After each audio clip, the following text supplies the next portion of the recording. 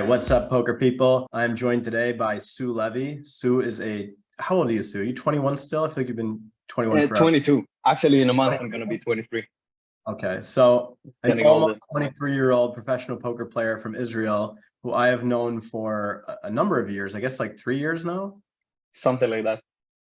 And Tzur's been through the Mindset program, Mindset Mastery. I met him in Mexico, and yeah, he had a deep run in the main event this year. How did you finish, Tzur? What is it?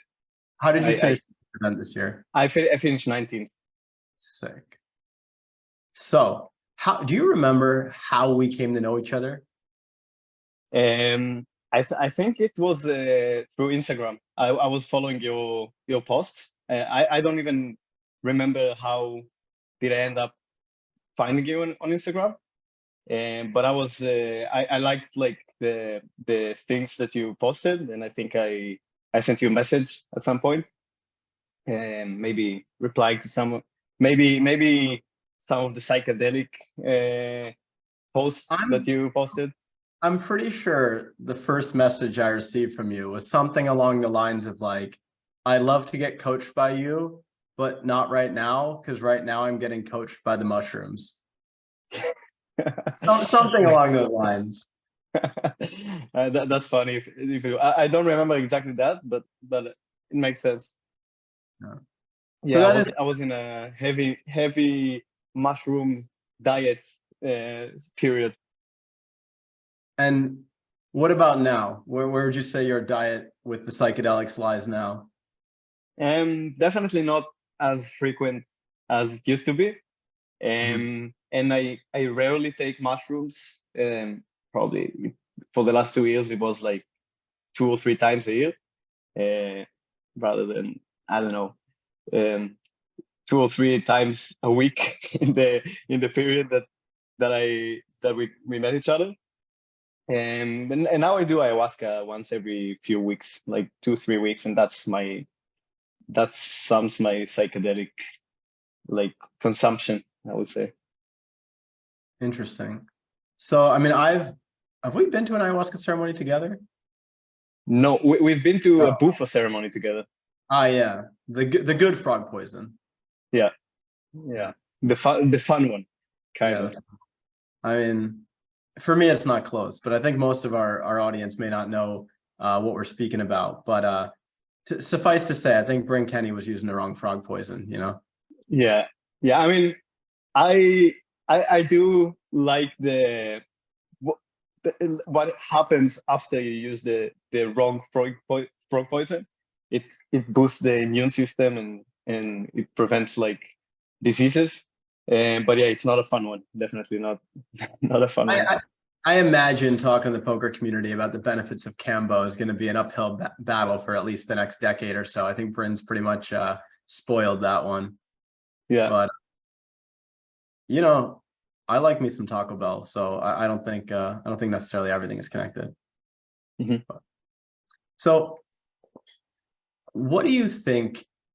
Like, what benefit do you think these kind of molecules, I guess we'll say, has brought to your life? Because you're obviously you're very young. You're very successful in your career. I mean, we've been yapping on about mushrooms, but you're one of the hardest working people I know. I've seen your work ethic. I've studied with you. I see the way you think about the game. I've had conversations with your backers. I feel like I know a lot about your life that our listeners, haven't heard yet.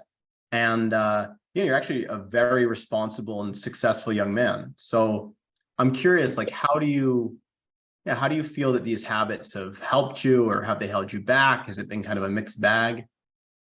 Definitely would say it's a mixed bag, but mostly it's definitely been helpful more than harmful for me. I don't even know if it's like very directly something for like it's more about the way I learned to see the world and like to connect with myself and understand like my true self, rather than like a direct effect on like my professional life. But obviously it's all connected. So yeah, I think like, for example, just gaining perspective it gives you like a very wide, like zoom out perspective on life and like on who you are. And I would definitely say mentally it helps with dealing with everything. Like nothing is so important when you get to see like broader perspective, and then like nothing is as hard and like difficult because you understand it's just a game. It's just like just what happens in life right now. It's yeah. Yeah, it's So kind of like widening the aperture on a camera, you know, like when you take psychedelics, you're able to see your life from all these different angles and see the little battles you have inside your own mind with yourself, and kind of zoom out enough to see sort of the futility of it all. It reminds me, there was a place that I think we went there together in Playa del Carmen. There was an ice bath place, mhm. and I went there once with a guy. He was I won't say his name. He was a high stakes poker player though, and you know it was his first time I think doing the ice bath.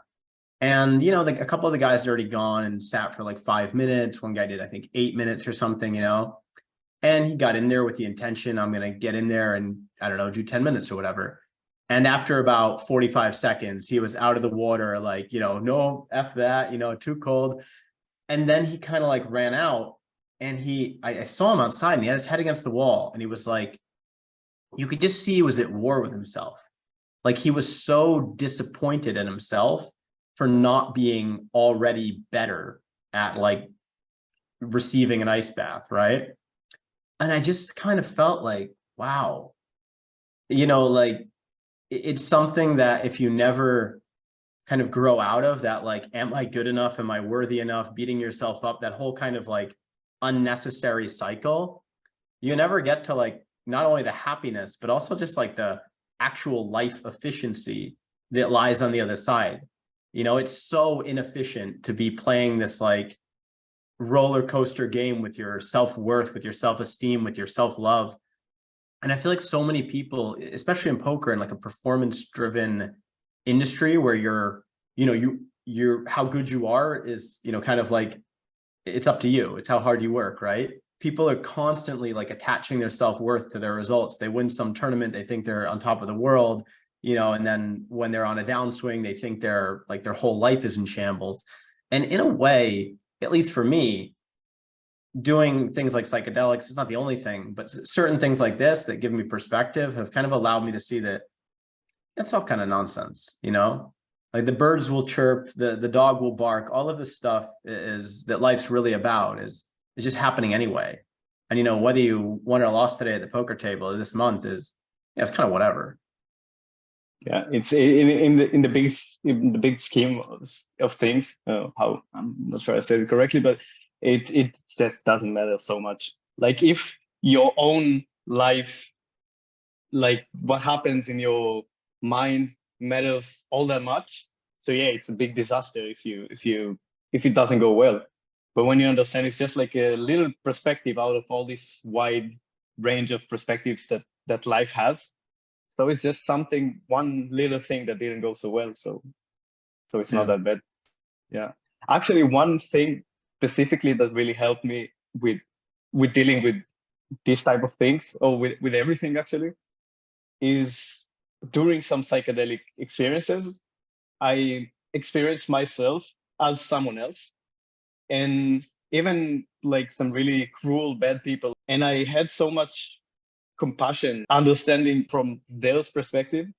They always did their best, even though it's like very fucked up in our mind, like what they did, you know, the outcome. In their kind of just like misguided perspective, they did their best. And looking at, I think actually during this main event run, I had it like the best set up in my mind that I'm just doing my best in every moment. And even if it's not the best outcome, or even if I'm not like the sharpest I could be, I'm trying my best to do the best I can. So I'm feeling good. I was feeling good after the all this summer. Like it all was really well set in my mind that Mhm. I'm just doing my best in every moment, and that's all I can do. So So I was actually very content with everything, because even if I wasn't playing like my 100% all the time, I tried to give my 100% all the time, and that's all I can do.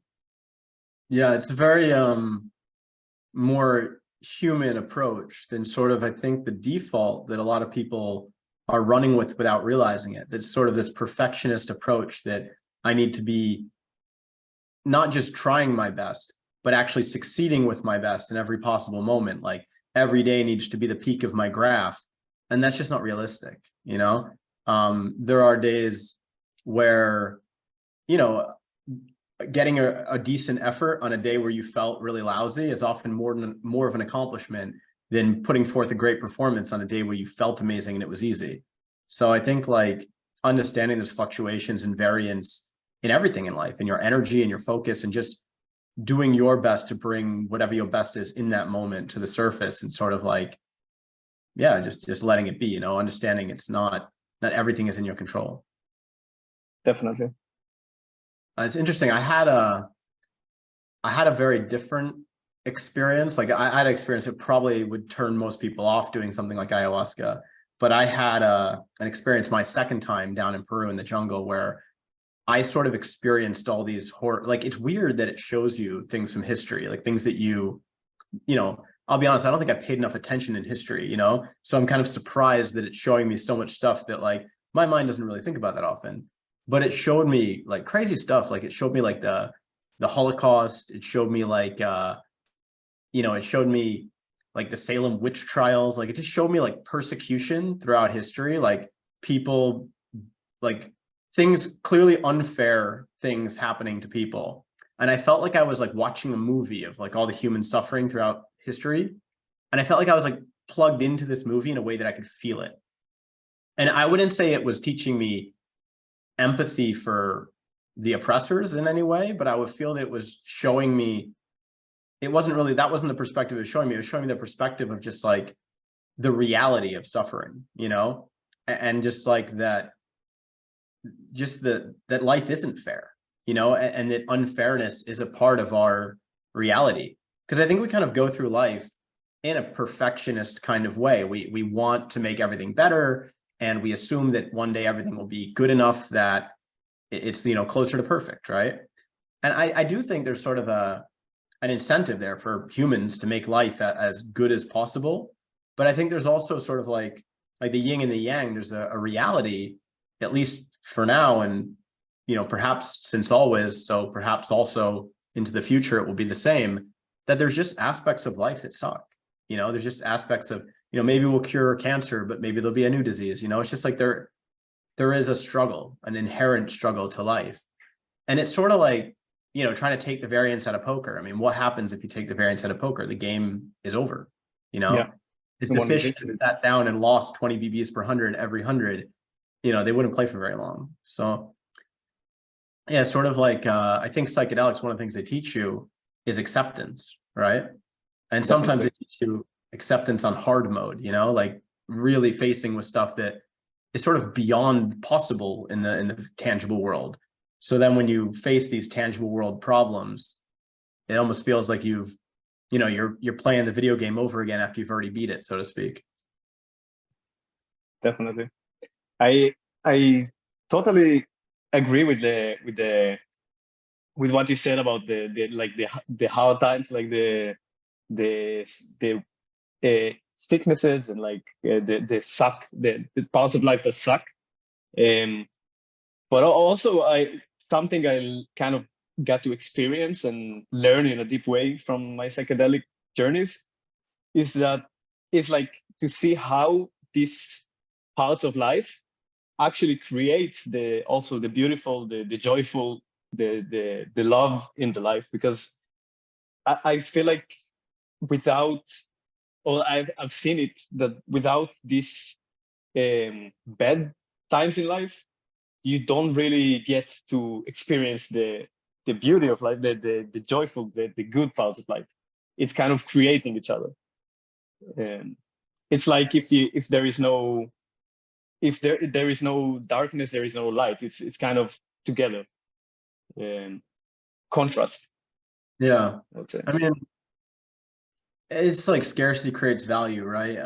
When we have too much of a good thing, we stop to appreciate it. If you've been on a downswing and you've been like, pinching your budget for a while, and then like you win a tournament and you decide to like go out for a weekend and have a big dinner or something at Nobu or whatever, you feel nice, right? But if you go to Nobu 7 days in a row, you feel like a glutton and you just want to die, and you just Definitely. feel like a horrible about your life. And I think that in a lot of ways, sometimes the struggle is like the fun part. You get to be the underdog, you're more relatable to other people, and people want to be like a part of your success. Sometimes it's comfort is a big enemy in our modern society. And as we work, we obviously want to make quality of life better for humans on the planet.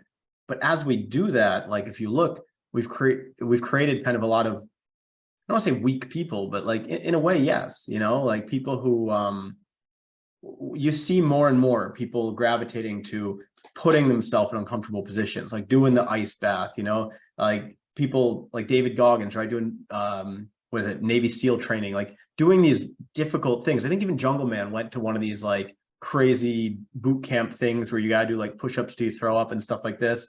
It was and Bedros Keuilian's like, I don't know, some alpha workshop or whatever, but there's a big movement toward this, like people trying to do hard things to take them out of their comfort zone, waking up early, getting to the cold, getting to the sun, like just not to be so, I don't know, lazy, right? Because everything's on demand. It's like, got Netflix, got Amazon Prime, and it's like, it's just a useless life in a way. Yeah, I think it's a necessary movement that comes with the life becoming more naturally comfortable to go out of the comfort zone and yeah, actually reach for the uncomfortable. Yeah. And yeah, there is actually I learned a little bit about energy, and there is something called hormesis, where it's like when you go to you expose yourself to extreme heat or extreme cold, or like when you go to gym and work out, and your body creates more mitochondria, which creates more energy in the body.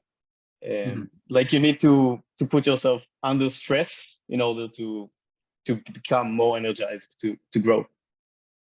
So Yeah, makes sense. I'm not familiar with exactly that, but I know that mitochondria are the building blocks of our energy. And I know that cold exposure in the morning increases your dopamine, so it can get you motivated. Like, mhm, if you wake up and you don't feel like doing anything, just go in the shower, turn on cold, and wait 30 seconds and you'll be awake, It's definitely I try to start my day with this and just do coffee like 90 minutes in or something like that. nice. I think it's super valuable to maintain like a good morning routine and not feel like lost in the first hour or two of the day. I mean, it's like if you wake up without a routine, it's sort of like waking up without a purpose, Even if your routine is just like getting out of bed and getting right to your work, which for some people it is. I mean, not everyone has to do the same thing in the morning, but waking up, like I've talked to a lot of successful people. I've coached a lot of people who never needed to work again.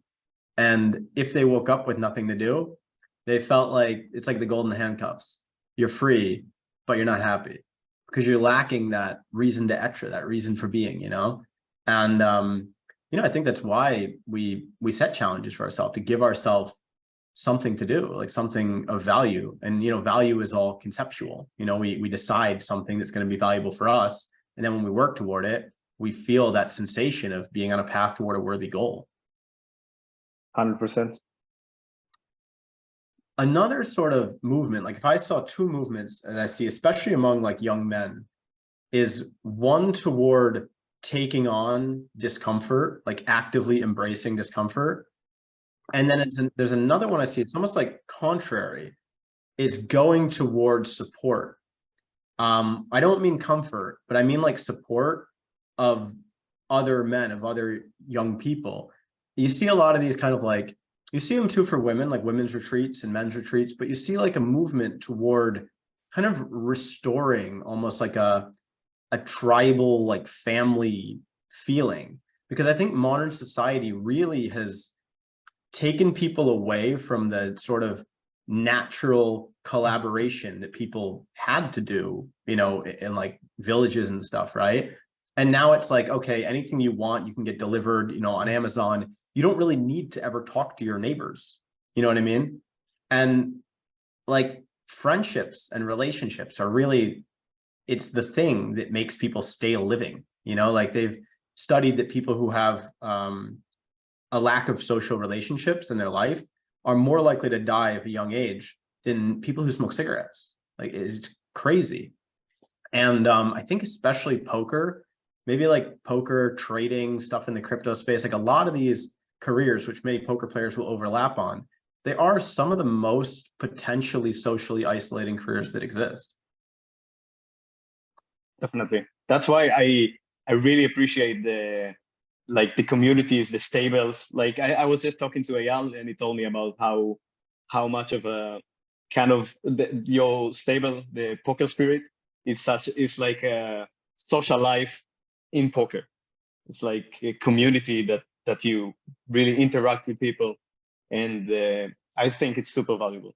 And I actually have a very recent, like yesterday, for the last 2 or 3 weeks, I was kind of neglecting my social life because I really wanted to be preparing as good as I can to Scoop that's coming, and then WSOP.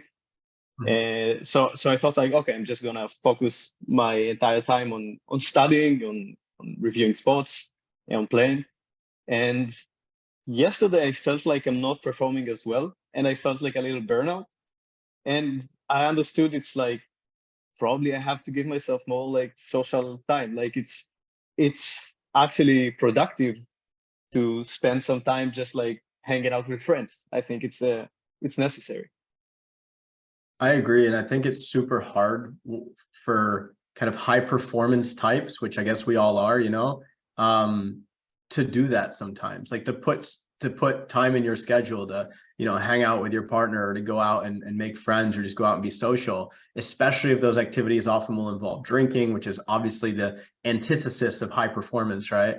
Exactly. So it's difficult, but like, I feel when I take time away from the game or from business or anything, like an itch to get back, you know, you can't wait to get back in the mix, you know? And when you're kind of feeling the opposite, when you're dragging your feet to the computer, you sort of miss the warning sign along the way to take a break sooner. And I think this cycle of like not taking breaks, burning out and losing passion and enthusiasm is one of the most debilitating cycles that a lot of poker players go through that they literally never heal. You know, they just, they're still the guy with his head against the wall, kind of beating himself up. They can't give themselves a break. And then eventually they can't not take a break. And when they're on their break, they feel bad about themselves that they're on a break. And then when they're back, you know, they're not with the same enthusiasm because their whole break, they were feeling lousy about themselves. It's just like this unnecessary self-torment. And it's under the guise that somehow being this hard on myself is the only way to succeed.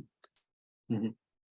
And it's very interesting. Like, it's just a single belief that most people don't even know they're operating on, you know? But when you kind of uninstall that one and install a different belief that says, you know, when I take time to restore myself, my energy is more productive.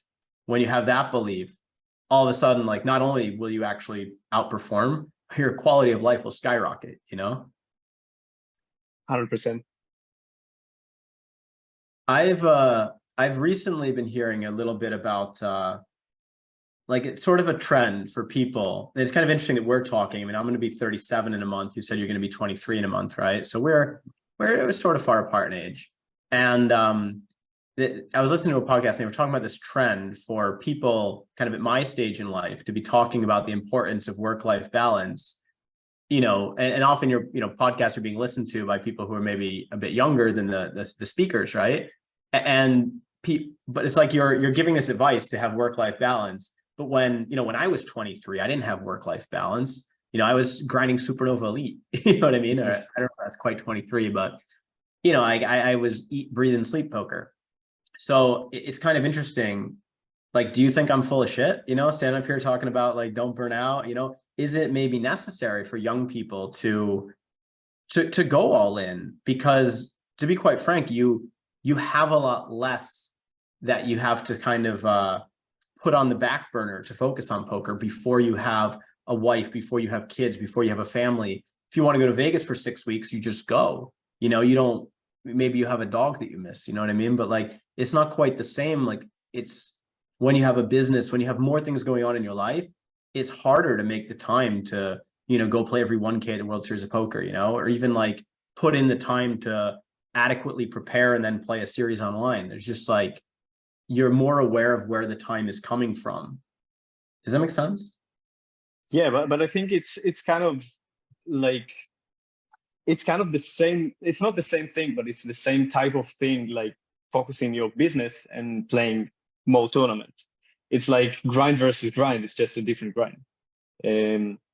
But yeah, I do agree with the idea that like the younger you are, the more you can push towards like, you know, more like work hard, more like trying to get success now, because now you're in your peak of energy, and like you will have time later to be with family and stuff. But I'm also coming from this kind of grind, like just focus mostly on grind, almost all like exclusively on working. And I feel with myself that it's better and it's more productive when I do actually let myself chill out and enjoy and have fun with other people. So yeah, I wouldn't say it's full of shit. I guess now you just know better than you used to before, and you're probably now more productive in the time that you work, rather than earlier when you worked more, but probably less efficient because of it. Yeah. I think it's like a really simple conceptual framework is that growing up, you think of time as like black or white, like either I'm working or I'm not. So 8 hours of study is 8 hours in the black, but really it's like shades of gray. You know, if you're at your best, which we talked about, you know, sometimes you will be, sometimes you won't be, but when you're able to be at your best and then you work, like that hours is more productive.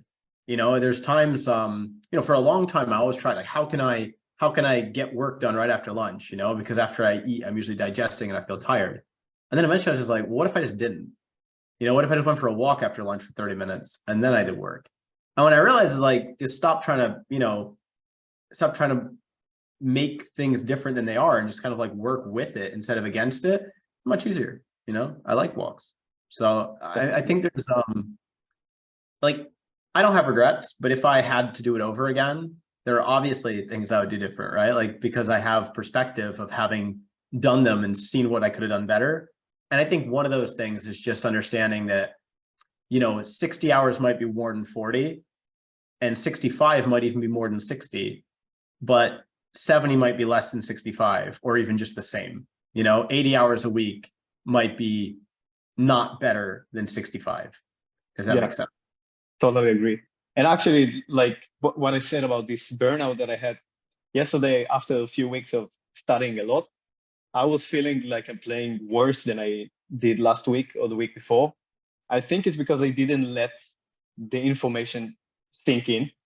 And I think probably when you do work a lot, like half an hour of taking a walk is probably more valuable to your game than half an hour of study.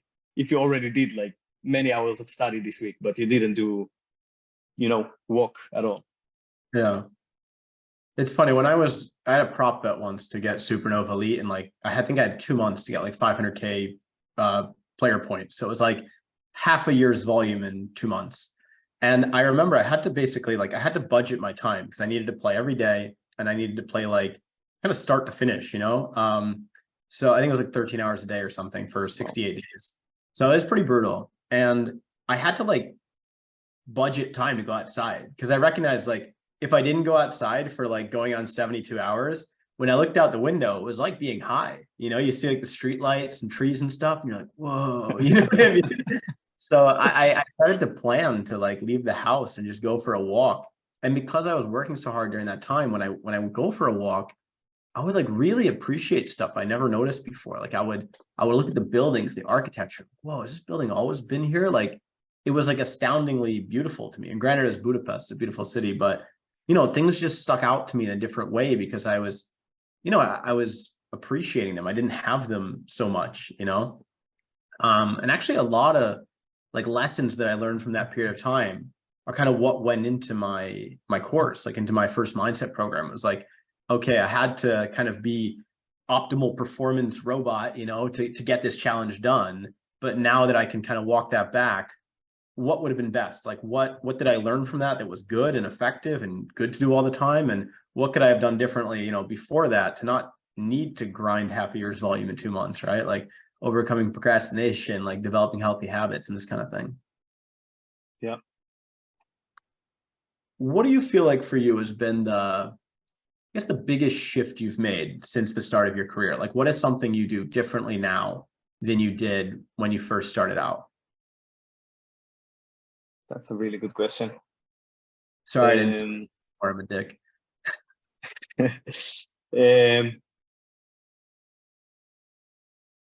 Like I wouldn't say from the start of my career, but like very early in my career, I started to take on like good habits, like meditating, like working out. I I think that the best thing that shifted from, I don't know, 2 3 years ago is how I treat myself and how like the compassion I have to myself. Because I used to really like beat myself up on pretty much everything. Like if I misplayed a hand, or if I don't know, if I ended up procrastinating in a day instead of like I don't know, study or whatever, I was really beating myself up, and it's never really helpful. Like it's not a healthy way to improve. Um, like I think just being more compassionate with myself, and like understanding that I'm a human and I'm gonna have some better days and some worse days, and just accept it and try to be like, okay, that happened, but I'm not gonna let it like affect my mood or my performance for the next days. And yeah, I think this compassion is the best thing that was shifted.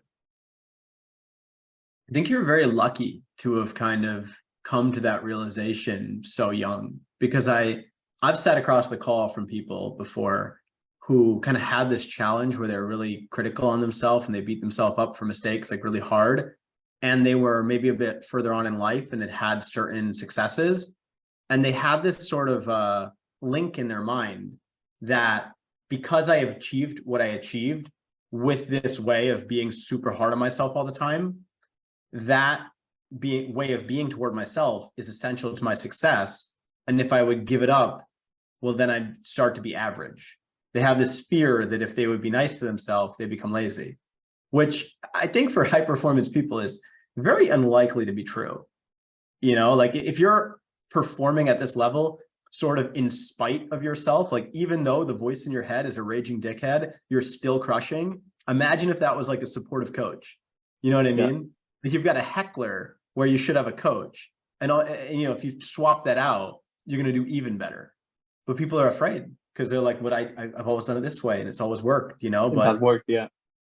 working for their career, but not necessarily working for their life, And I think I'm very lucky that I had these rough times in spite of like trying my best to work the hardest I can, to work the best I can. I still had these downswings, and I still had like hard times in poker. I think I'm very lucky that it happened because it pushed me to work with you, for example, and to work on myself and trying to like I don't know if it was always going really well, if I would have the motivation or feel the need to work with the mindset coach, or to explore my, I would probably do like psychedelics, for example, because I always liked exploring consciousness. Um, but yeah, for example, just like working with you, I don't know if it would have come up without like a downswing that I had. Mhm. So in a way, um, I'm very lucky to have experienced this downswing. I think it's a nice perspective to it's a nice thing to understand now, because then if I have like other hard times in life, either downswing in poker or something else going wrong, I can be conscious that it's good for me when it happens, because I already know that bad things that happened to me in the past were good for me. So Yeah. Yeah, it's very interesting. I mean, there's so many things that like happened at different stages in my career that I thought were devastating at the time. And now I look back and it's like, still standing. Wasn't really a big deal.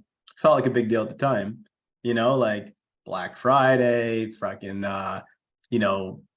like everything, like when FTX happened this past year, like I lost a chunk and I was just like, you know what I mean? Like, been there, done that. All right. I know how to take these hits. I still had a good day. I still enjoyed my dinner, even though I just got like hit for, whatever decent chunk, and I was just like, oh, I've been through the ringer a few times. It's gonna take more than that to get me depressed, So it's kind of funny. Like, so it wasn't just like whatever, it was very crucial for your life, because now because of these times, you are in a place that you can lose a chunk and enjoy the day. If you didn't have these experiences, you wouldn't have been in this place in life that you're. It's kind of the confidence that you have now also, because you can deal with it, with these things. It, like, you will have variance in life always, so knowing you can deal with it so well, I think it's super valuable. Yeah, I mean, there's the things that I get afraid about now are like, they're just different, like when I listen to my dog sleeping at night, sometimes I think about the fact that like he won't always be alive. And then I'm like, how will I deal with that? And I worry about that because I know that very likely I'll outlive him, and that's the kind of thing that is a challenge I'm, not excited to face, right? But I know that I will get through it. I know it'll be difficult. But yeah, I mean, it's just, I don't know. I guess I've taken enough monetary hits that like I know they're not going to kill me, right? And it's like I had a mentor after like at the time where like there was a big crypto crash and I lost a bunch of money, and he he kind of just said like, you're going to look back on this and have learned really valuable lessons from it, and you're going to be fine. And like at the time it was hard to believe because I'm like, but you didn't see my spreadsheet 3 months ago. You know what I mean? But like it was true. And it's all a matter of perspective. you know Most people are unhappy because they're like, we talk about attention as like a flashlight, and they're shining their attention on a thought or a way of seeing the world or a situation that makes them miserable. They're thinking about an ex-girlfriend, they're thinking about a bad beat they took, and they're just like, their attention is glued on something that sucks, and they don't know how to like just shine it over here. And that is something I think I have done my best to sort of teach how to do that through the mindset course, realizing that the way you're thinking is not the only way you could think. And the things you're thinking about and that you're focusing on are not the only things you can focus on. And learning how to, kind of change your thoughts, change your focus. And it sounds cliche, but that changes your life, So for me, I was sort of like, well, not everyone is going to do psychedelics, nor should they. It's definitely not for everybody. But I'm pretty sure almost everyone can meditate, and almost everyone can contemplate and learn to feed their mind a better diet of information, wake up and read a page of Ryan Holiday, The Daily Stoic, instead of reading a page of your Instagram feed, and just start to like feed your mind a better view of the world, a more effective view of the world, a more compassionate view toward yourself, just like planting seeds of a healthy consciousness, really. And I think there's multiple ways to find that. I've got guys in Poker Spirit now who found it through yoga, through qigong, through whatever. Like everyone's got their own set of practices, right? But I think having no like regard for how you're going to think, and just like, oh, my brain is just what happened, it's like, it's kind of foolish, right? Like if you were going to build a computer, you would decide, what kind of operating system do we want? What do we need this thing to do? Well, like, you are your most valuable asset. So probably you want to take some time and consider, like, how do I want to respond in these situations? Like, what thought program should run in my mind when I make a mistake? What would help me with my goals? Because what's actually running might be the voice of your high school gym teacher, your football coach, or your dad, or whoever, And that may not be the most helpful program to run every time mistake happens, you know? Definitely. I think if people if meditation is so helpful with it, because then you get to detach a little bit from this program that it's running, because otherwise you are this program and you don't even get that it's a program. You're like, okay, that's what's going on. You don't think about it from outside perspective and think like, maybe I want to react differently. Maybe I want to show up a different person in this moment, so in general. But when you have this separation from your mind and like these processes that are running on automatic, you can actually have this intention and decide like, oh, maybe I want to react in a different way. Maybe I want like to start my morning with intention, with like something productive for what I want to see in my life, rather than just like grab the what the mind used to, just like the dopamine hit of scrolling Instagram, and then you don't create anything in life, because you are just like the automatic response of your mind or whatever. Yeah, I think that's honestly, it's like the first breakthrough, like the quintessential breakthrough in mindset is this realization that what I'm thinking, everything like in my mind right now, that isn't reality. That is one option. It's like I'm, you know, if you ever like done like a color pixel picker, you know, there's like this whole rainbow and like your pixel picker is in one place and it's like blue. And then you move it like 2 inches to the right and it's like a little bit lighter blue. And then you move it up a little bit and it starts to become a little bit yellow, you know, like you drag it around and you can, you know, pick the pixel on the rainbow of any possible color in the light spectrum. Well, like your mind is sort of like seeing the world in a certain way. Like someone bumps into you, they're a dick, you know, like something bad happens, this sucks. Like it's like you're believing everything you think. Like your mind spits out a description of what just happened and you're like, yes, like that sucked, this is bad, like I'm a loser, like this is going wrong, I'm a failure, my parents aren't gonna be proud of me, like whatever, you know. And it's just this story that's running, and it's always been running your whole life. And if it's a negative story, if it's full of, you know, unfortunate details, then you're probably not that happy with your life. And once you realize that, like, I can start to like lighten this story up, I can start to, you know, add some color, add some trees, I can go to the store and buy some plants. Now my office is different. It can like start to change your life in these tiny little ways that add up to a completely freaking different life, not even that far into the future. And it's just this this ability to recognize when the program in your mind is feeding you the default line, and to be able to be like, no, you know what I mean? Just catch yourself in the moment. And this is so hard. Like, how do you explain to somebody what it's like to sort of wake up from the default mode of thinking to this like optionality that exists? Right. It requires a level of awareness. It's like, instead of being like, this guy's a dick, you can still think like, this guy's a dick, and then be conscious of this thought that came up, and not be this thought in like your entirety, but more like, oh, I had this thought that this guy's a dick because, I don't know, he ran into me in the street or whatever, something happened. And you understand, oh, I have this thought going through my mind. And like, it's not the thought I would like to choose, but like, I'm aware of this thought, and now I'm not this thought anymore. So I don't believe this thought. Like, I can actually understand, like, he did something on his own. He didn't do anything to me. My mind was like reacting from like a conditioned program, but I'm not this program. I see that it's just like something like kind of wrong with my mind, with my reaction, and I'm just not fully this reaction. So this awareness, I don't know how can you explain it to anyone, but I know anyone can experience it, and I think meditation is probably the best way I know of going there.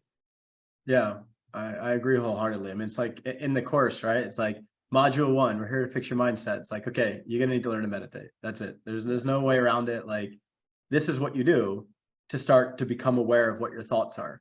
And then you start to be like sitting, it's like you practice sitting behind the thoughts, you know, it's like listening to a radio station, or if you're in the woods at night and you can hear the crickets chirping or the birds in the morning, you're hearing your mind like talk bullshit. You know what I mean? You sit there in the morning and your mind's like, we should get up, we should go.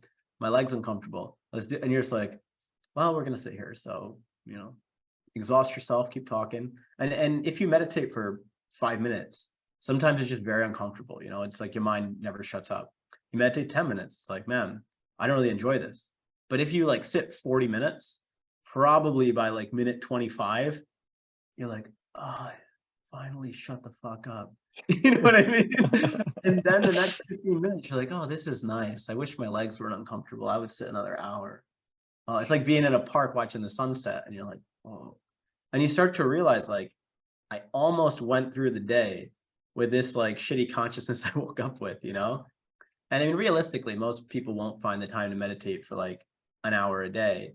But it's like when you go through even just like a phase where you get like deep into meditation, you'll learn those lessons, you know? Like I recommend obviously to meditate throughout your life, but at least go through a phase at some point in your life where you get into meditation enough to start to hear your mind like chirping, and then start to realize don't have to listen to that. You know, I can challenge some of those ideas, you know. I'm like, oh, my mind said this. Interesting. Cool. I'll let that go for now. And just this ability to not believe everything you think, and to insert new beliefs from other smart people in the world who say something to you that you're like, wow, that's a good idea. And just reminding yourself of the things that would be good to think instead of reiterating to yourself the things you already think. And I think that takes a level of ego, like ego transcendence, right? Because we like to think that we're right about everything that we think, you know, and that reaffirms the ego. Like, I thought this, it's true, I'm right. But then somebody else says, well, I would look at that situation like in a different way. And then you're like, okay, well, I have to be wrong, but then I get to be happy. And if I change my mind, then I can be right again about this. You know what I mean? Yeah. Yeah, it's hard for the ego to, like, the ego sometimes prefer to be right than happy, right? Yeah. But yeah, it's That's definitely what, better for quality of life. in a lot of ways, like, you know, I think for many people who suffer with depression, it's kind of boils down to, I think life sucks and I think I'm correct about that. You know, they have like an excuse for every solution or a problem for every solution. And, you know, I don't say this without compassion. I dealt with depression in my own life and in my family, you know, like for me, I found that this was the problem. It was like the channel was stuck on sad movie, and I thought that channel was the channel, and to try to step outside of the sad movie would be lying. You know what I mean?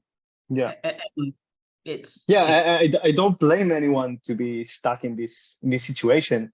I feel like it's like you need the will to change it, and also the belief that you can, in yeah. order to go out of it. Because some people are like, no, this is life, and like I cannot do anything about it, and life sucks, and they just choose to stay depressed. But it's not, they just don't believe that they have other choice. I think it's also painful for people, like with any condition, to like believe it can get better and then be let down over and over again. So for some people, if they really like kind of haven't found the door out, then it's almost easier to just accept it. And I don't blame people for that. Like, I think most people exhaust themselves, you know, trying to better the situation that they're in. But unfortunately, this may not have they might not have found what works for them yet, you know? But I do believe that in many instances, like kind of people get tricked by like the way other people see the world. You know, someone tells you like, oh, you have ADHD, you're never going to focus well, you need to take Adderall, or like you have depression, you're never going to be happy, you have a chemical imbalance in your brain. It becomes like a condemnation, because now the person thinks like, oh, this is the reality. I heard it from a person in a suit, you know? And like, you know, suffice to say, like, there are many different ways of looking at, you know, intention and attention and happiness, and many different ways of finding them. And you know, it's not always in a little pill, right? Like it can be through exploration, through stepping outside of your society, through I mean, just there's so much world out there, you know, and I think sometimes like a trip to the Amazon might do more for somebody than an SSRI, you know? 100%. And it's kind of like opposite from what I think it should be, but I see most people that are kind of stuck in like being depressed or just feeling unhappy. They're less willing to go explore other things or like do things differently. And I feel like if you feel what you're doing is not going right for you, why not just like trying something else? And actually, the people that do enjoy themselves and do find like a lot of happiness in their life, mostly are the ones that are more likely to also go travel somewhere new or like go try an ice bath or whatever, like something they haven't done before. Yeah. It's interesting. When you were talking about, I asked you what lesson like you felt like you would learn throughout your poker career it's been helpful for you, or what shift you'd made. And one of the things that came up for me was this, I realized, I think you're one of the happiest poker players I know. You know, like your demeanor is very positive. Not to say that many poker players are. I mean, I'm surrounded by happy poker players in Poker Spirit. I have a lovely community. But I think like, yeah, like when I think of you, I just think of someone who's fucking having a good time, you know, enjoying their life. And I don't mean that in an irresponsible way, because I think when you say, oh, that person's having a good time, it's like our performance mindset is like, oh, what an irresponsible guy. You get back to Pio Solver, monkey, you know? Yeah. But it's like, I just someone who's chosen a path and a career in poker and is smiling about it, you know? And I think it's going to be your career either way, right? So like, might as well be able to smile more often, you know? I've met, yeah, I meet a lot of people where I feel like it's like, you know, they're very focused on the next goal, but like chances are, if you have like the career success dial and you're already like very successful, you know, getting to the next echelon and the next echelon, you know, like once you can already afford everything you want to buy and like your parents are proud and you can, you know, have a nice life, like, does it really make that much of a difference compared to how much it would make a difference if you could turn the like self-satisfaction dial, you know, they always say like, you know, with gratitude and with happiness, right? Like there's like monks meditating on a park bench who are like just blissfully happy, right? And we always say like, oh, well, I don't want to have nothing. I don't want to be like, I don't want to just accept my life as a kind of no success, like, you know, not doing well financially. I don't want to accept that life. I want to go out and crush in the world, right? But I think people forget that, okay, crush all you want, get all the nice things, you know, have a great bankroll, all that stuff. But like, you might want to circle back to that, like, whether you call it spiritual or inner work or whatever, that gratitude, that circle back to that like psychology, emotional bit that will actually massively enhance the quality of your lived experience. And that work has always been there, you know, whether you're successful, whether you're struggling, sometimes almost easier when you're struggling, but finding that time to shift your dial toward happy, toward joyful, toward blissful, toward being in love with your life.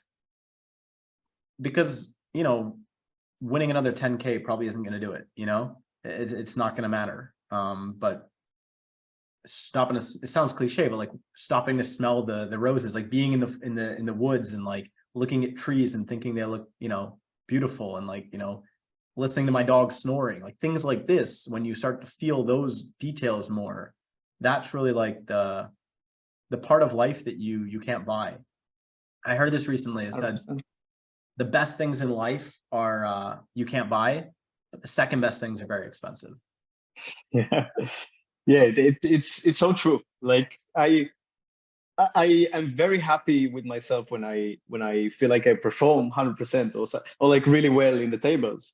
But I'm even happier when I have a moment that I feel like I'm fully present. Just, I don't know, looking at the sunset or like just walking in the street and enjoying the beauty of the trees. I'm feeling like, oh yeah, I'm where I'm meant to be. Like I'm really in the right place, because I see so many times that I walk in the same street that I do enjoy or enjoyed like yesterday so much, but I walk today with all these thoughts and all these like expectations and things, and I don't enjoy it at all. And I just Yeah. walk like doing my things, like, I don't know, being productive or whatever, but not being very present and not being very appreciative. And it's it like it doesn't really matter how well it's gonna go, like, on paper, if I'm not very present to actually experience the joy of it. So definitely, I think we should look for the balance between, like, trying to achieve what we want, and like, to kind of have everything that we want in our reality, to see that actually happen, but also to be able to experience the joy of it. Like you talk about it in the course, like, just like be able to feel the feelings that are like, because why we want to have poker success, or like, abundance of money, or like to live in a nice place, or whatever we want. It's just like we want to experience these feelings that feel so good, that comes with it. Yeah, it's like we do all these things that we think are going to make us happy, but we don't like remember to be happy. You know? Yeah, exactly. Yeah. It's interesting. I feel like waking up to enjoying your life is something that is one of the things I think is the most rewarding to help somebody with, and because it's like one of the most important things I did in my own life. You know, there was a phase where I didn't stop being productive. I just, started doing it in a way where I treated myself a little better. I would like give myself the gift of, going to work at a coffee shop, or like, keeping a notepad, or just not like, like doing things in a way like I looked after myself. It's almost easier to explain with like one of my clients, Ryan, my business partner in the stable. Like he went through this similar process as a very hardworking, high performance type who, you've been a crusher at Heads Up NL at high stakes. And when we were working together, like just little changes, like what if you put PioSolver on your laptop and then you went through the outputs, like after riding your bike to a coffee shop, just to be around people and to like get a little, exercise in the afternoon and like some fresh air and like little things like this, I became way more cognizant of like my environment and trying to put myself, like I used to do my coaching calls in the park, which is kind of crazy now looking back at it, but just because like getting outside made such a difference in my quality of life. And I think like, one of the cool things about Mexico is you can go to like whatever that little juice place is and bring your laptop. And, I think we ran through spots from MTT study in an acai bowl place, right? Yeah. Like just little things like this, like finding ways to make it fun, make yourself enjoy it, allow yourself to enjoy it. 100%. And I actually looking back at my career so far, I think I was also like getting the feedback, like even with results, that when I don't push that hard, but I still obviously work, but like when I allow myself to enjoy, when I allow myself like some time off, things are actually going better. And actually, this conversation right now is a really good reminder for me, because the last few weeks I kind of pushed again towards the like work hard, don't do anything else direction. And I feel like it's so important to be back to like balance, to find the joy, and the work will come. Like I'm not worried, because I think like me, like myself, many of us are just like, it's important for us to do well in poker. It's important for us to succeed. So I'm not really afraid that it's gonna be put aside. Like I'm gonna do the work, but maybe a little less work. It doesn't really matter, because it's gonna be more productive. I'm gonna have more fun. Things are gonna just flow better.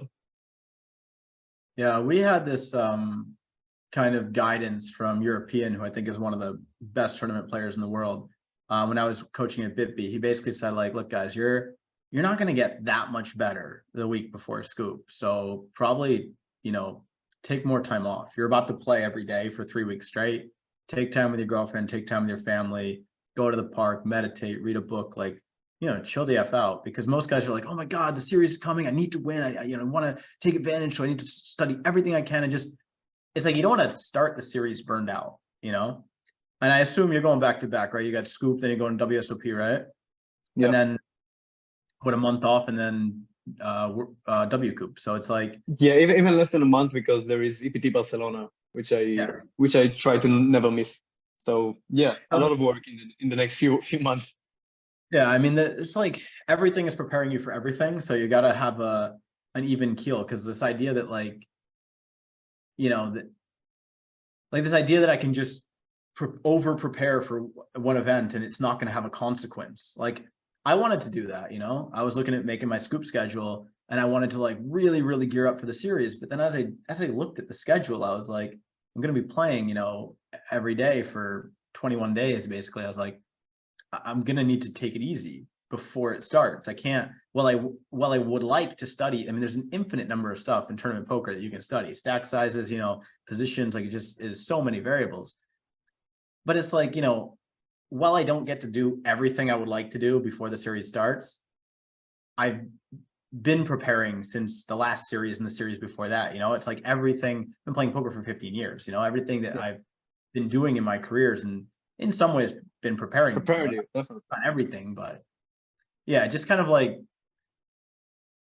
understanding that you have to have a balance and you're not going to get to everything, and like still being able to feel confident without being overconfident.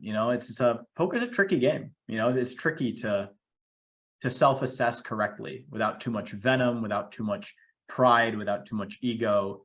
And it's tough because if you self-assess wrong, you put yourself in minus CV spots and you lose money. Yeah.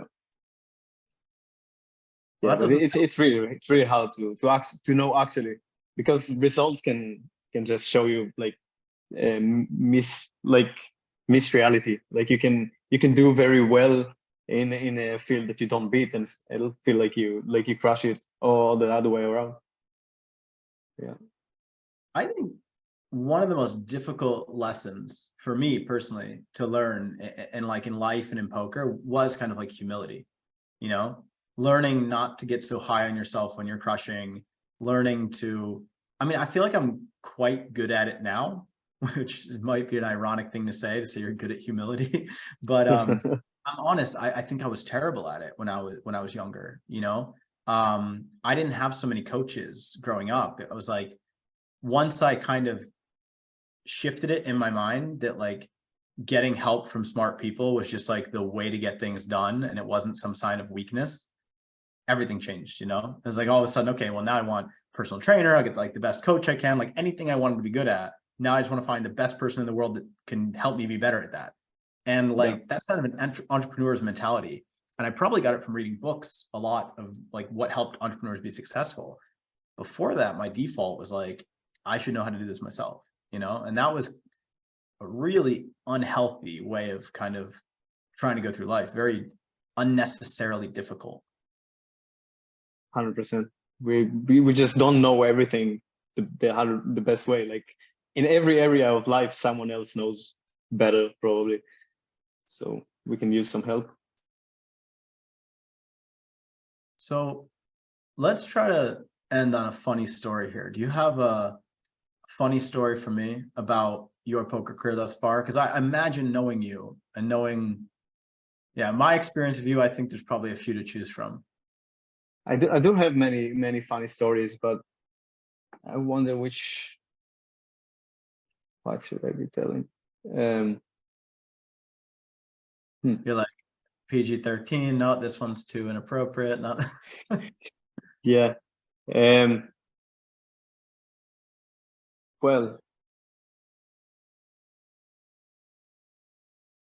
I don't. I actually it's not that funny, because I can't come up with anything like that. It's super funny, but like, it's something that relates in a way to psychedelics. I was in Rosvadov in like 2019 in the WSOP circuit event, and I was really exploring with psychedelics at that time, and I decided to take a full dose of mushrooms and to play a tournament, live tournament.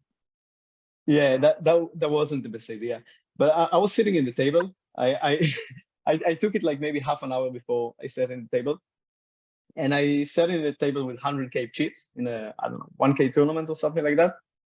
And after like 20-30 minutes, I feel it starts to affect me. I already have like 2x Starling stack, but at some point I recognize it's my turn to play.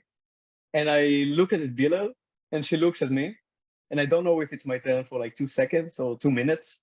I have no idea what's going on. I look at the cards on the table and I see some monsters instead of numbers. I see like, I don't know, like a happy joker, you know, like some crazy card. Like I don't recognize the board.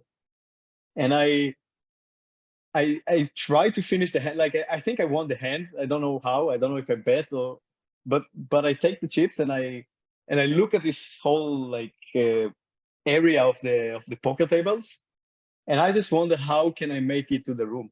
Like how can I actually physically go make it to the room? And I started to walk in the casino, and all the casino is like beautiful, like carpet of casinos. You know, all these. And it's Everything's all like moving accelerating around you, you know. and it's all moving around and I'm like, wow, like I managed to go to the room in some I don't know how. And then I had like a really tough trip for like the next 2 hours.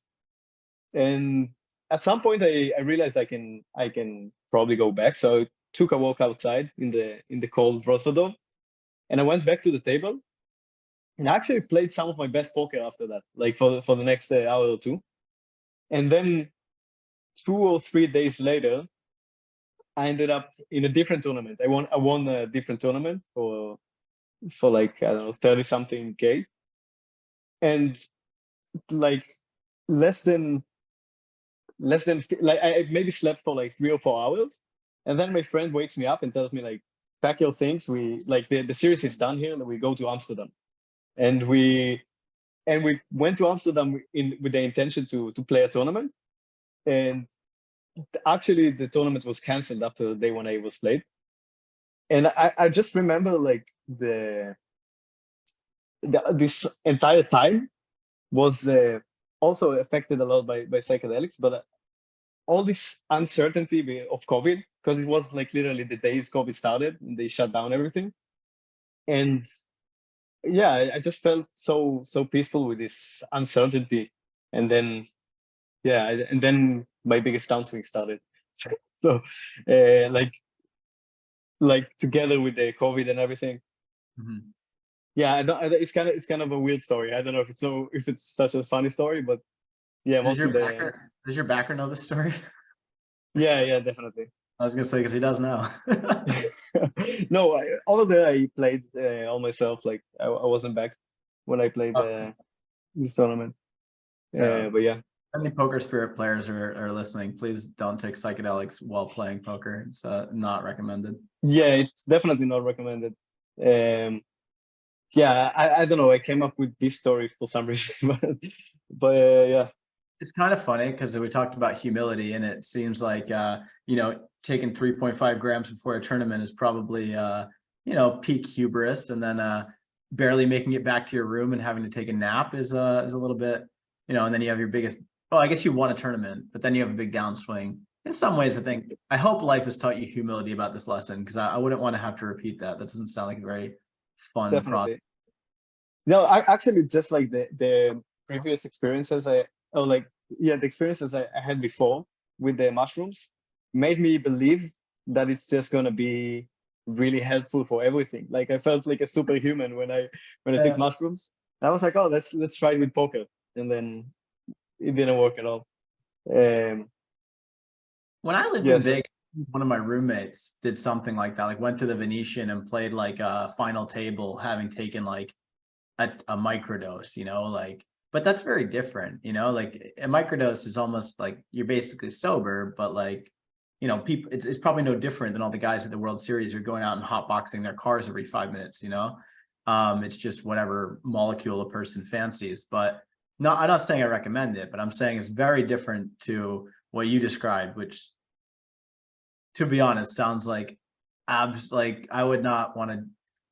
I think that's the last place I would want to be coming up is in a room full of people, a loud yeah, room full of people gambling. That sounds absolutely horrible. So yeah, it's definitely not recommended. I would never do it again. yeah, I wonder if we've turned anybody completely off of psychedelics in this podcast. I wouldn't be I hope surprised. not. I hope not. If you use it not in a poker tournament, it's actually a beautiful thing. It's actually funny. The first time I went to Peru and I did ayahuasca, I remember like I heard about DMT for the first time from the Joe Rogan podcast when I was probably like 24, 25. I was like had it on the background while I was grinding. And I was always curious about it. I always thought like, oh, one day I'll do that. But then like, you're never sitting down and looking at your calendar. You're like, today's the day I'll do that thing where you like feel like what it's like to die. You know what I mean? So I never really actually booked this, And then I went through a tough time in my life, went through a breakup, all this stuff. And I was like, like now is the moment. I'm going to go to the jungle and do this fucking thing. And then when I was there, I remember like, it's quite difficult, it's very challenging, confronting. And like, you're afraid if you're going to like soil yourself, like you're not very comfortable. And, I imagined to myself, I said like, dude, if Joe Rogan was here right now, I'd punch that fucker in the face. It's like I would never want to tell somebody, oh yeah, go do this, it'll be great. Because it's so hard. It's like, it's hard on a level you can't consent to because like you can't even conceptualize. I mean, like, you're used to normal problems in the real world. You're not used to psychic problems that like can't exist. Like, hey, here's a movie of the Holocaust that you can feel. You know what I mean? Like, what the fuck is that? Like, so you sort of feel like it's not a thing I want to recommend to anybody because I don't know what the hell kind of experience they're going to have, But I just know that Definitely. overall for me, while a lot of my experiences sucked while I was going through them, I feel like I've taken a great deal of positive things from them. And 100%. yeah, I feel like sorry. no, Go go ahead. ahead. And I feel like my worst experiences with the psychedelics, especially with ayahuasca, also were my best. Like the same trips or like same nights that I had my worst experiences with ayahuasca, I also ended up like the happiest and more freed and like just like very very happy every time after it. So it's like you go through hell to experience the heavens, kind of. Yeah. And you sort of realize it's not a big deal. It's almost like, we will have losses in life. We will have, grieving, things to grieve. We will go through these cycles of, happy times and dark times.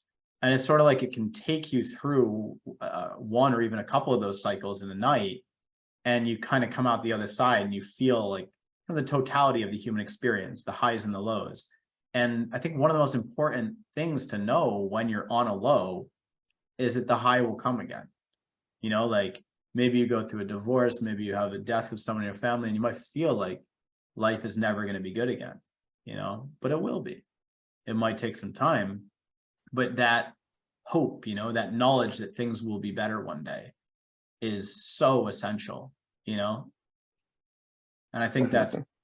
something that kind of comes through being through cycles. Yeah. Actually, people ask me if I'm addicted to ayahuasca, or like if I think ayahuasca or psychedelics can be addictive. And I think like it's so hard to make yourself actually go there. Like every time I feel like, oh fuck, I'm gonna be there again. Like I'm gonna have to confront all these like rough experiences again. Like I Yeah. don't feel like you can actually get addicted to it because it's so hard. Like What if it's you're not like a something that sadist, a what masochist? Or like a yeah sadist? maybe then yeah, if you really love like pain and like yeah, if you love being super challenged, yeah, I mean maybe that's why I'm going back there so often. There's a series on, I don't know, I think it's on Amazon Prime. It's called Nine Perfect Strangers with Nicole Kidman. And it's basically about this retreat center where they don't tell the patients. The patients come in with trauma and they come for like healing, and they don't tell them that they're dosing them with mushrooms, basically, right? Epic show. It's very good. But there's this one line because all the people are very rich, like that like one guy's won the lottery, has like a fancy car, beautiful girlfriend, like they're all have like nice lives, but they're all fucking miserable, right? And she says this line, it's so perfect. She says, they come for the suffering. You know what I mean? Like these yuppie people who hate their lives even though they have like every comfort, they come to this like holistic retreat where they basically confront all their darkest truths and like deepest fears, and it's not fun, and then they leave like, oh my God, I'm in love with life and happy to be alive, you know? And it's kind of like, it do be like that, you know what I mean? Definitely. It's a good Um, representation. but I definitely think for people that, you know, don't feel confident to do psychedelics, aren't interested, don't feel there's too much variance in that experience for them, there are so many other paths you can do to get to the same place that are honestly probably a lot safer on average. You know, like psychedelics can be very safe for some people, but for some people it can be absolutely not good. You know, like for some people they just never come back. So I guess for people who like, it's not necessary to do if you want to improve your mindset, like at all. It's just I something agree. for some people will be a positive, and for other people maybe not. It's just part of life, you know. Totally. And I think you shouldn't do psychedelics because someone said it was nice for them. Like if you don't feel the air, like the calling to do psychedelics, just don't do it. Like there's so many things you can do with your life. This is just one of them.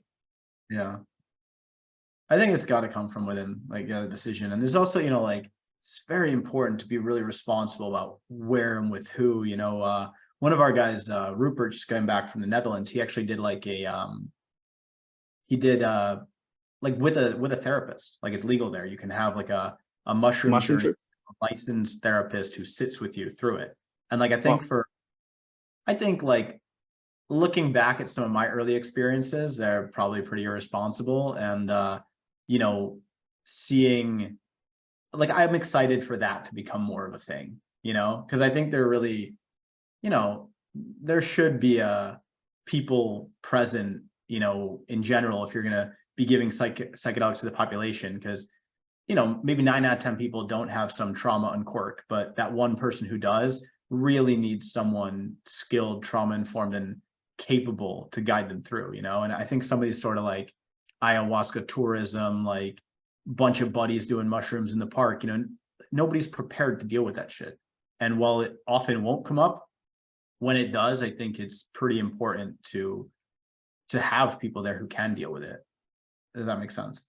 Yeah, Especially when 100%. some people, they really don't know what kind of reaction they're going to have. So I would say, like, love yourself enough, respect yourself enough to find a very safe and professional environment if you're worried that you might need such a thing.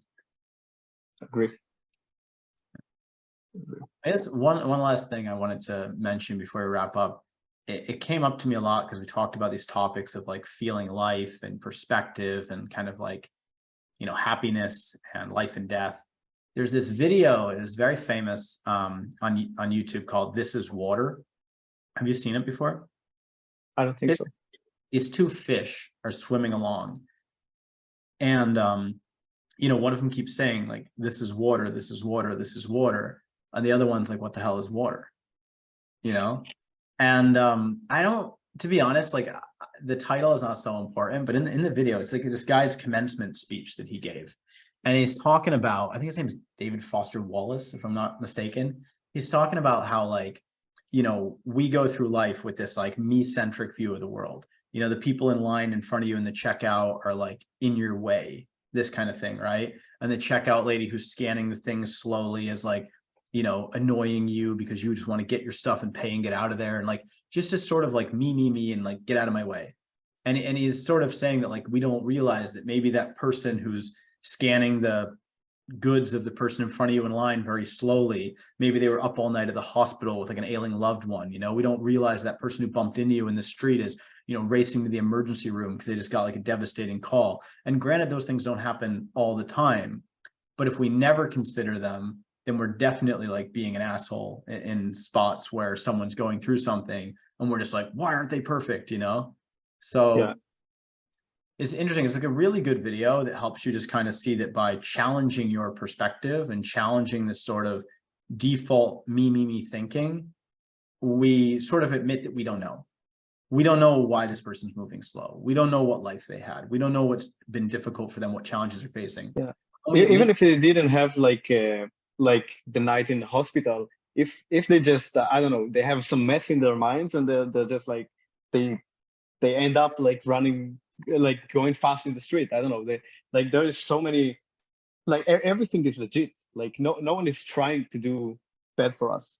They don't Yeah. need to justify it with like something that feels like justified for everybody. Like, okay, my mother is in the hospital, something like that. And I like I'm justified to do things slow. Like they have whatever reason they have, and it's all legit. Yeah. I mean, those are sort of obvious examples, like, oh, so-and-so's in the hospital, like, okay, we can excuse that, we understand. But like the more insidious example is like, throughout my entire life, my mind has like built a story that makes me, chronically unhappy. And I'm feeling the weight of that every day and every breath. And that's actually the more common story, is like somebody is low functioning because they're suffering inside, and in a way in like a twisted web that they've weaved with their own thoughts that they don't know how to untangle. And when you sort of like think about that, it's like, well, maybe we should be compassionate to people, maybe that would be a better default than being annoyed that people are in my way. You know what I mean? 100%. Yeah.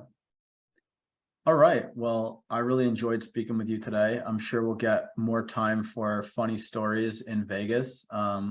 Next time I'm gonna prepare a funny story. Yeah, but thank you for it was a fun conversation. Yeah, thank you for the time today, and thank you for all the referrals you've sent to Poker Spirit. I think we've got 3 players that we signed who you recommended to me, including our podcast technical coordinator, Eyal. So you've brought us a lot of players, and I really appreciate that. And yeah, if you ever decide to trade in tournaments for 5-card PLO, you know where to find me. Thanks. All right, brother. Speak soon.